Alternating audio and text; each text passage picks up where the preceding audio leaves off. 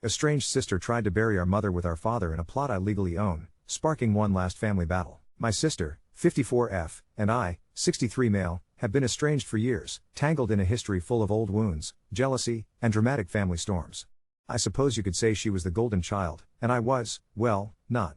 When I turned 16, my parents handed me the keys to a '63 Chevy pickup. Don't get me wrong, I love that truck, but not as much as the Mustang convertible she got. When her time came, while I went off to college and clawed my way through student debt, my sister plunged headfirst into a rough life, drugs, partying, and a string of children without any stability.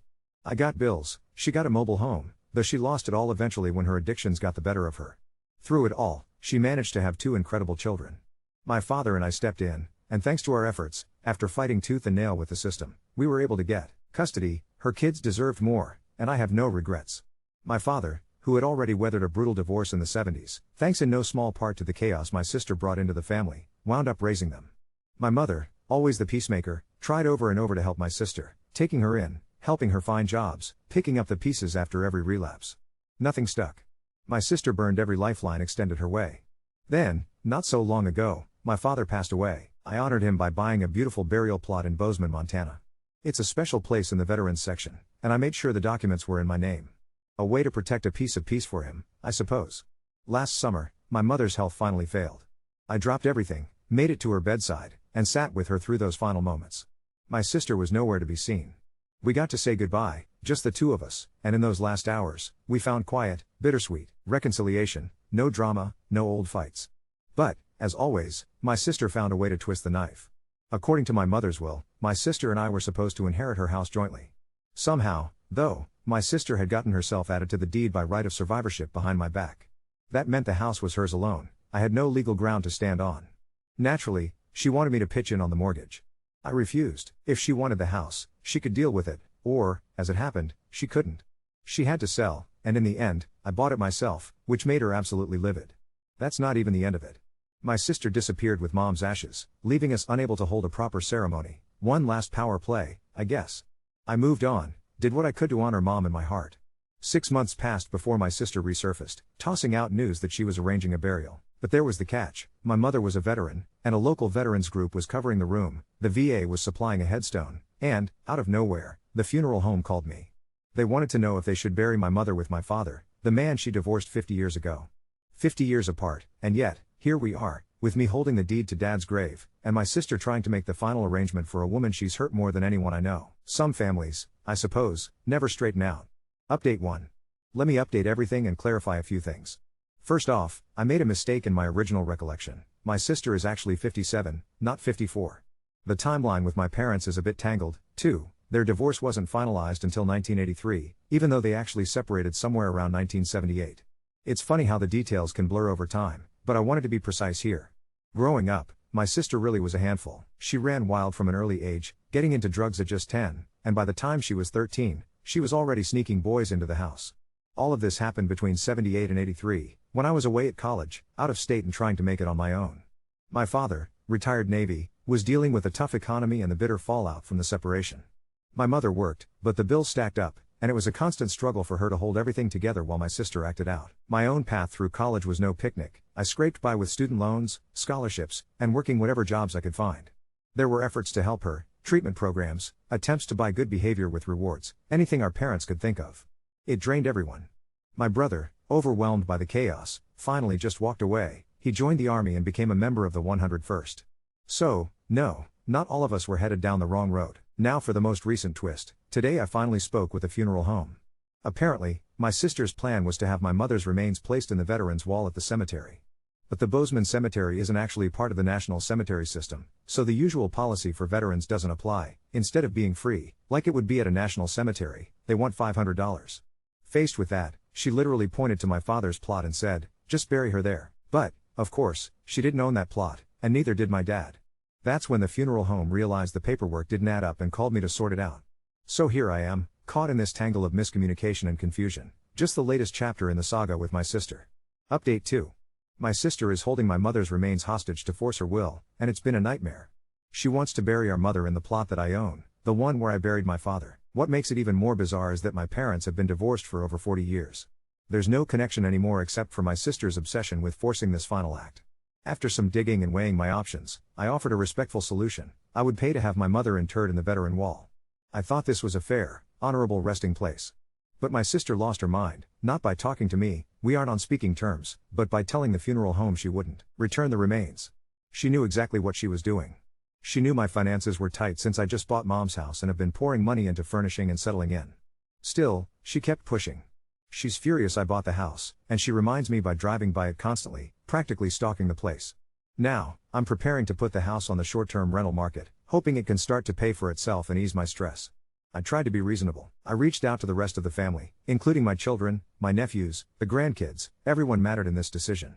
But after enough emotional wrangling and exhausted conversations, I've finally thrown in the towel. We are going to bury my mother in my father's plot.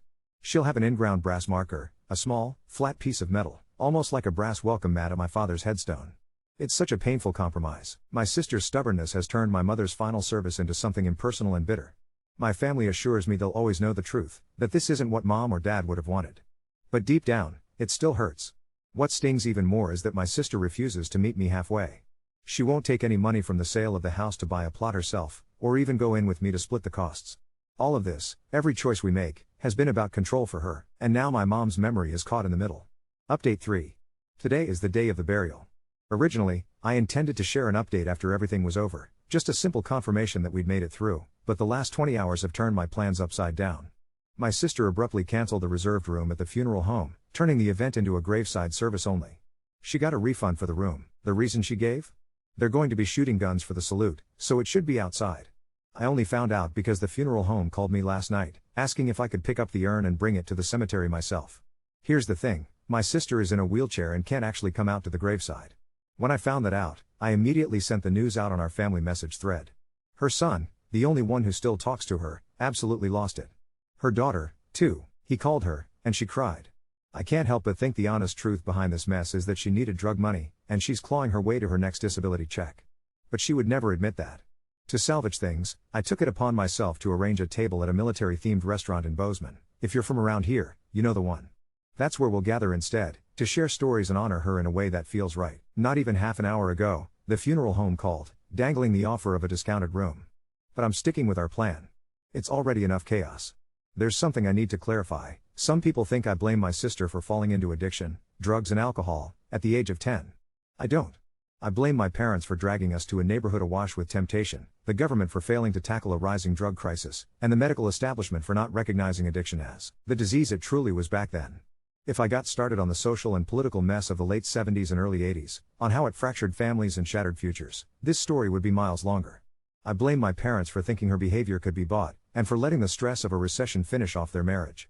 They never made her finish school, which meant her options dried up before she had a chance. I do blame my sister for squandering the dozens of chances she had as an adult, a car she let get repossessed, a mobile home lost because the welfare money went to drugs instead of the rent, a partially restored '63 Chevy C10 that she sold for a quick fix, and, most heartbreakingly, the loss of custody of her kids, both of whom, somehow, turned out to be good people. This doesn't even begin to cover the sheer amount of money and help she siphoned from people over the years. And as for this funeral, my mother would have been buried in her home state of Pennsylvania, laid to rest near her own family, if back in September my sister hadn't gathered my mother's remains and disappeared. So today, we improvise a new kind of farewell, haunted by the mess she left behind and determined, somehow, to find our peace despite it. Update 4. The service was held on Thursday at 1 p.m., and the American Legion Gallatin Valley Post 14 gave my mom a final salute with the rifle, volley and the haunting sound of taps. The Navy sent both an officer and an enlisted member to handle the flag presentation. I told them about her service, and I managed to say a few words to the people who could make it, but honestly, it was a snow-covered field and travel was tough, so only a handful braved the cold. Afterwards, we all met up at a restaurant to share stories, something light after such a heavy day. The grandkids were especially curious about what kind of mother my mom had been. They were genuinely surprised when we told them she used to ride a motorcycle to work.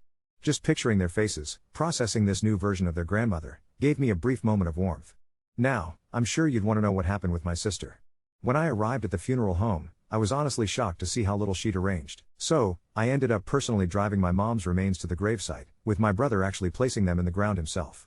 It couldn't have been more different from our dad's funeral, where we'd hired a hearse to respectfully take his remains up to the cemetery. This time it was just me, my wife, my brother, and mom's urn, taking a quick drive down Main Street in Bozeman for one last goodbye before the cemetery. While the ceremony was underway, an SUV pulled up and parked by the roadside. My sister was sitting inside, watching everything from a distance. When it came time for the flag, I arranged for my brother to receive it, since I already had Dad's flag. I could see my sister, clearly upset, shouting as my brother was presented the flag, her anger silently echoing from across the snowy field. After that, each of us said something over the grave and headed back to our cars. My sister flagged down her son and handed him 2 bags, each containing a vial of Mom's ashes, one for him and one for my niece. Later, at the restaurant, they quietly handed them to me and my brother. They're really great kids. On her way out, my sister drove by, rolling down her window and yelling at me for ruining the ceremony or something of that sort, before speeding off. That was that, at least for now. The big decisions will come this summer, when we'll decide if we want to move Mom to Pennsylvania to be with her family, something my brother is now looking into, or possibly a national cemetery. We've even discussed scattering her ashes. A few things I want to clear up. People have questioned why I'm doing a short-term rental of the house.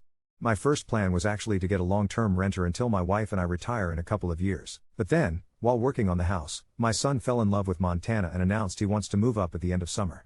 So, short-term renting until then just works. I've met with several neighbors and given them my information in case a guest gets rowdy. The area is packed with ski and outdoor people, so I'm not concerned. Another point, I don't blame my 10 or 13-year-old sister for any of this. The fault lies with the 30-something-year-old woman who never took her chances to get her life together. I blame my parents to some degree. They paid a heavy price with a broken marriage and never getting the retirement they dreamed of. The government's also got a part in this, but that's an entirely different rant. Finally, people ask why I didn't take her kids. I tried. In California, they will go to great lengths to keep the kids with a bad mother. My wife and I did what we could, buying groceries, driving the kids to the dentist, but we were limited. My sister knew that if she gave up the kids, she'd lose her last bargaining chip. Getting those kids to Montana and then getting them in front of a judge who could actually help was a cloak and dagger operation, but that's what finally saved them. Update 5. It's been about 7 months now, and I'm currently in the process of moving my mother's remains to the Veterans Wall. There are still a handful of complications to navigate, but at last, the wheels are turning. This whole experience has been eye-opening. I've learned so much I never expected I'd need to know. For example, according to the VA, she's already considered buried, so she's no longer eligible for a free burial. To make things even more challenging, her marker got lost in the mail, so she doesn't have one at the moment. We're trying to work that out and see if we can secure another one for the wall. The cost to intern her is astronomical, but that's just something I'll have to accept. Meanwhile, we ended the short-term rental of her house, and my son has now moved in. That stint as a short-term landlord was certainly interesting, at times even exciting, but the stress definitely wore on me. At least, it did its job. The mortgage and taxes got paid. Through all this, bill collectors kept showing up, looking for my sister and the medical equipment she rented for my mother but failed to return. That was always a bizarre conversation to have with our short-term renters. I also kept getting calls from creditors trying to track down my sister, asking for her whereabouts. She's changed her phone number and vanished into thin air. Some even wanted to know if I inherited or purchased the house, which put me on alert because apparently, my sister used my mother's credit cards and racked up some serious debt, so now they're after her. Turns out, if I had inherited the house, the creditors were itching to claw it back. Each time, I had to be ready. I created a PDF with all the documentation to send over whenever they called, clearly proving I bought the house outright and that my sister had cut me out of the will. Finally, that seems to have put a stop to the barrage of calls, at least for now. Update 6. Well, life has a funny way of throwing curveballs when you least expect them. It's been 3 months since my last update, and let me tell you, things have taken some wild turns I never saw coming. First, the good news, I finally managed to get my mother moved to the Veterans Wall. The paperwork was a nightmare, and the cost nearly broke me, but she's finally resting where she belongs. The new marker arrived last week, and seeing her name etched there brought a peace I didn't know I needed. But here's where things get interesting. Remember how my sister had vanished completely? Well, she resurfaced in the most unexpected way possible. My son, who's been living in Mom's house, called me last Tuesday in a panic. Apparently, a woman had been sitting in a car across the street for 3 days straight, just watching the house. When he finally worked up the nerve to approach her, it wasn't my sister, it was her daughter, my niece Sarah. Turns out, my sister had been staying with Sarah for months, but they'd had a massive falling out. Sarah was desperate to talk to someone in the family, and since my sister had poisoned her against me for years, she didn't know how to reach out directly. The poor girl had been wrestling with whether to knock on the door or just drive away. What she told me next floored me completely. My sister had been telling everyone that she owned Dad's burial plot and that I had somehow stolen it from her. She'd even convinced Sarah that I was keeping Mom's rightful resting place from her. But that wasn't the bombshell. Sarah had discovered something else while going through her mother's things. My sister had been forging my mother's signature on checks for months before Mom died. Not just small amounts either, we're talking about thousands of dollars siphoned from Mom's account. Sarah found a whole shoebox of bank statements and canceled checks, all with Mom's shaky signature that looked nothing like her actual handwriting from that period. Sarah was torn apart by this discovery. She'd always defended her mother, always believed the stories about how the family had abandoned her. But seeing those forged checks, realizing her mother had been stealing from a dying woman, it shattered something in her. Here's the kicker, Sarah also revealed that my sister has been living with some guy named Rick for the past 2 months. Apparently, Rick thinks my sister is this tragic figure whose wealthy family cut her off out of spite. He's been bankrolling her lifestyle, paying for her medications, even bought her a used car. Sarah said her mother spins these elaborate tales about how I stole the inheritance and how she's fighting a legal battle to get what's rightfully hers. But the real twist? Rick is married. His wife works out of town Monday through Friday, and my sister has basically moved into their house during the week, playing house with a man whose wife has no idea she exists. Sarah accidentally met the wife once when she dropped by unexpectedly on a Saturday, and the whole charade nearly fell apart. Sarah begged me not to expose her mother immediately. She wants to try talking to her first, maybe get her into treatment again. Part of me admires the girl's loyalty, but another part of me knows exactly how this will end. My sister has burned every bridge, manipulated every relationship, and now she's doing it to some unsuspecting couple. The strangest part? Sarah asked if she could visit Mom's grave with me sometime. She said she never got to say goodbye properly because of all the chaos. Standing there in my driveway, this grown woman who I barely knew anymore, asking permission to grieve with the uncle she'd been told was the villain in her mother's story. It hit me harder than I expected, so that's where things stand. My mother is finally at peace, my sister is spinning her webs with new victims, and I'm left wondering if I should warn this Rick guy about what he's gotten himself into. Sarah says she'll keep me updated on how the conversation with her mother goes, but honestly, I'm not holding my breath. Some things never change. Some people never change. But maybe, just maybe, the next generation can break the cycle. Update 7. Well, I promised Sarah I'd give her time to talk to her mother, but life had other plans. 3 weeks ago, everything exploded in ways I couldn't have scripted if I'd tried. It started with a phone call at 6:47 a.m. on a Tuesday. Rick's wife, Linda, was on the other end, and she was livid. Turns out, my sister had gotten careless, or maybe desperate. Linda had come home early from a business trip and found my sister's medications in her bathroom cabinet. Not just any medications either, prescriptions that clearly didn't belong to her husband. When Linda confronted Rick, the poor bastard crumbled like wet cardboard. He confessed everything, the weekly girlfriend, the sob story about the evil family, even the fact that he'd been paying for my sister's car insurance. But here's where it gets interesting. Linda didn't just throw him out. She wanted revenge. She'd done her homework, looked up property records, found my number, and called me at dawn demanding to know what kind of family raises a homewrecker. I almost hung up, but something in her voice made me listen. When I explained that we'd been estranged for years, that my sister had a history of manipulation and theft, Linda's tone completely shifted. She told Rick, "You people were loaded," Linda said. "That you lived in some mansion and cut her off for being poor." I had to laugh at that one. If she could see the modest ranch house I call home, she'd know how ridiculous that sounds. But Linda wasn't done. She'd already contacted a private investigator to dig into my sister's background. Apparently, when you're facing a divorce after 23 years of marriage, you want to know exactly who destroyed it.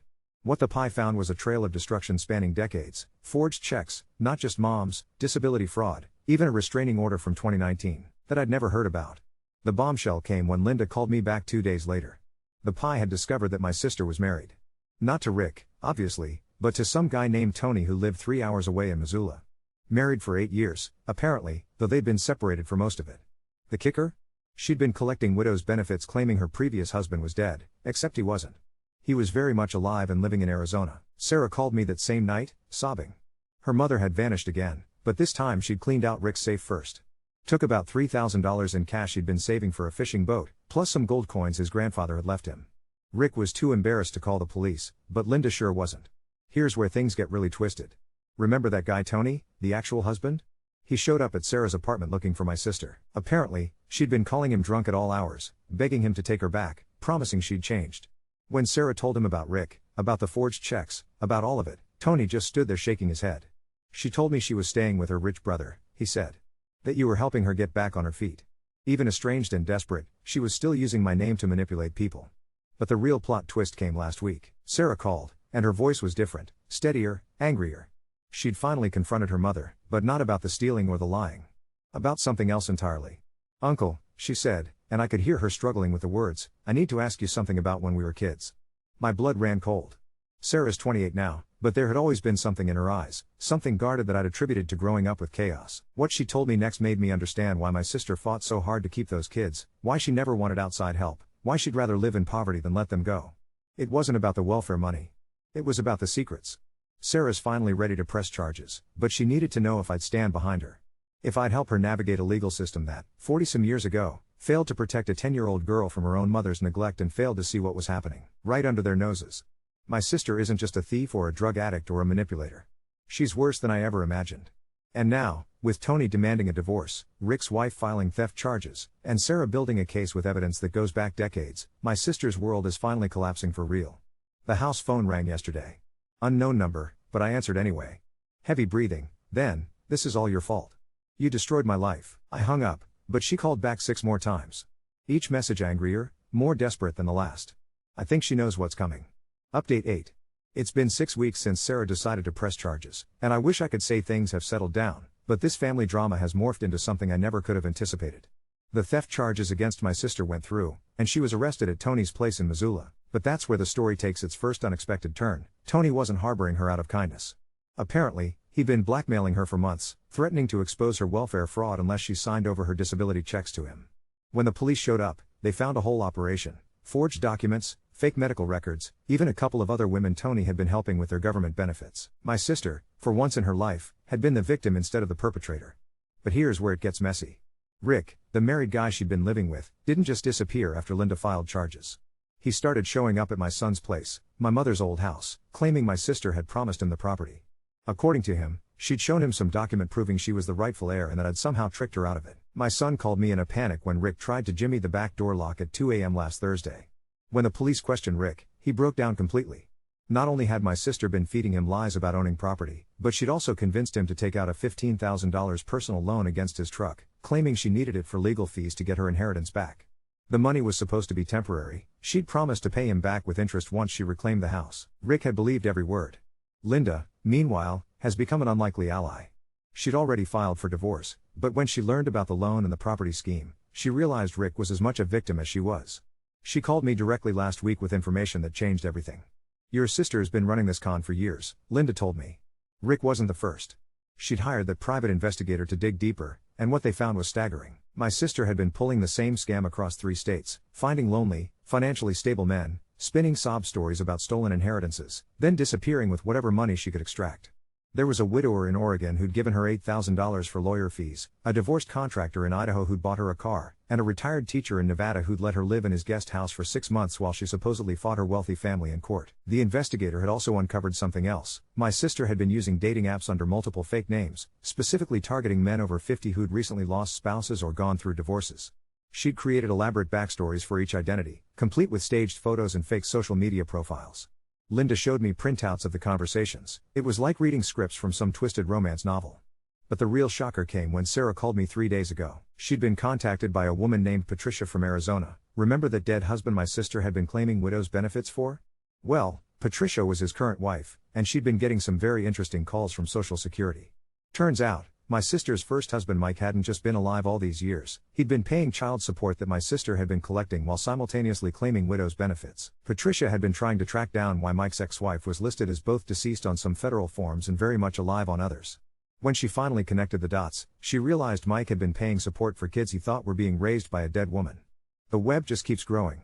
Sarah met with Patricia last weekend, and together they've uncovered at least 4 different identities my sister's been using across various government agencies, each one with a slightly different story, different children claimed, different deceased spouses.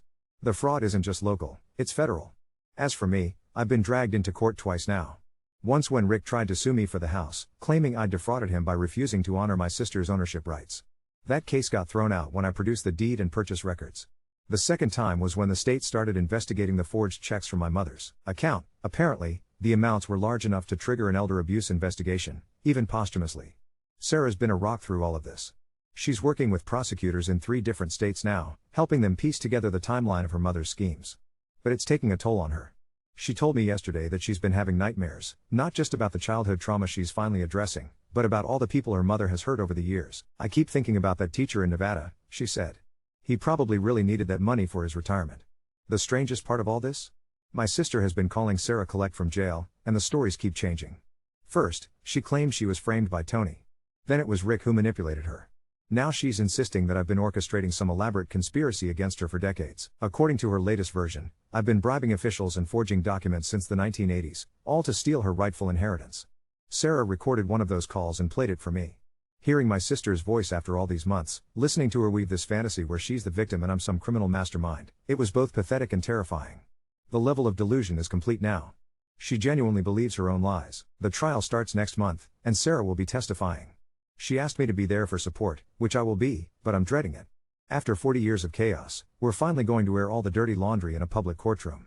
Every scam, every lie, every manipulation will be laid bare. My brother thinks we should walk away, let the system handle it, and never look back. Part of me agrees, but Sarah deserves to see this through, and maybe, just maybe, some of those people my sister hurt over the years will finally get a measure of justice. I never imagined that buying a burial plot for my father would lead to unraveling a decades-long criminal enterprise. But then again, with my sister, I should have known better than to expect anything simple.